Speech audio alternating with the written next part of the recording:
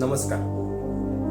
काल 30 जून 2026 रोजी आपल्या भारतातल्या पहिल्या नाट्य दिग्दर्शिका विजयाबाई मेहता यांचं दुःखद निधन झालं.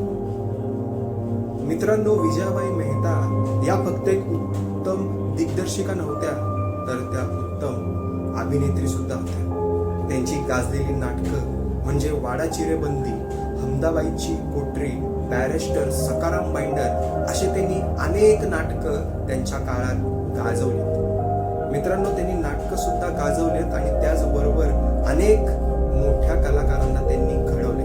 त्यातलं एक नाव म्हणजे नाना पाटेकर.